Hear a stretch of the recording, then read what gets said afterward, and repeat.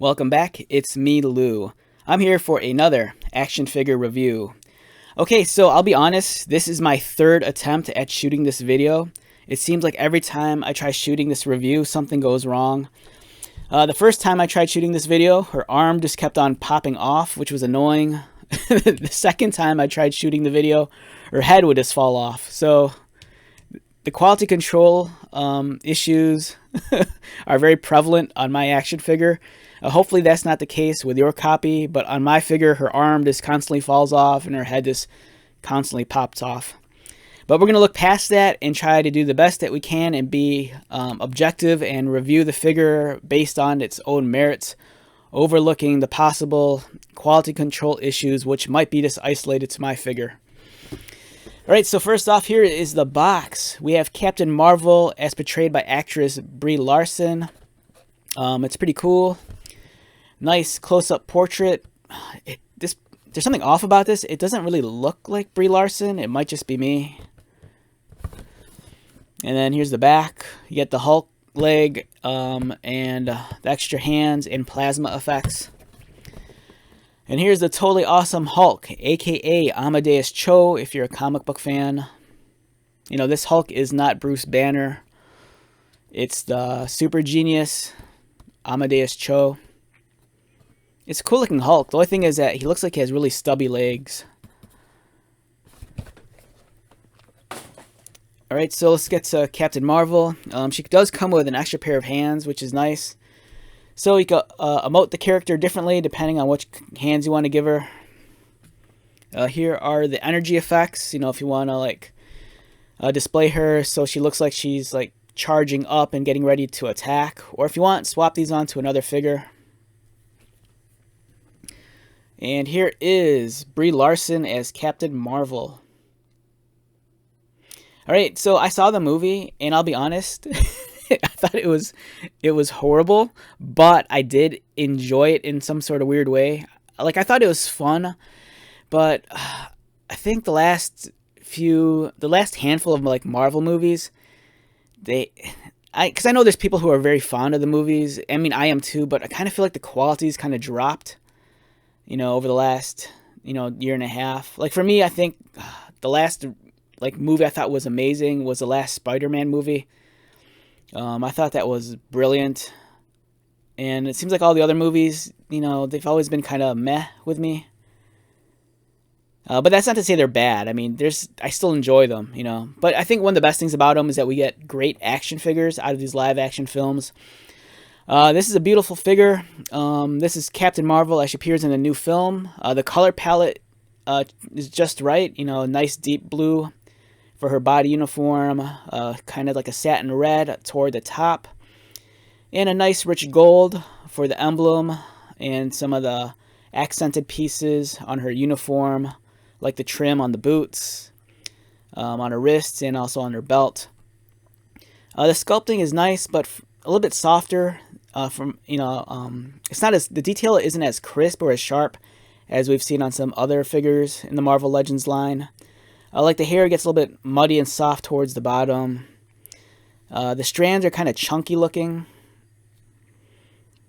The micro texture on her body uniform, it's kind of soft. It's not as defined as it's been on like other figures. And I don't want to sound like I'm hating on this figure. It's just that some action figures really wow me. Like there was the Marvel Legends X-Men Chamber figure. And I thought that figure was like near perfect. That it's such an underrated figure.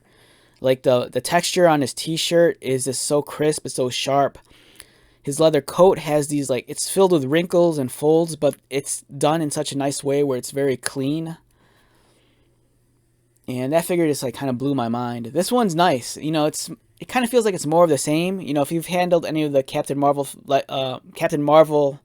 figures in the past, she's very much in line with those other Marvel Legends figures. I do still have a soft spot for the original wave that we got for the first movie. I thought those figures were fantastic. But this one's nice, with the exception of my quality control issues, like my arm just kind of pops off, as does her head. It's very loose fitting on mine. So Word of caution, if you have little ones, always make sure that, these pieces don't pop off as easily, especially if the little ones have a tendency to put things in their mouth.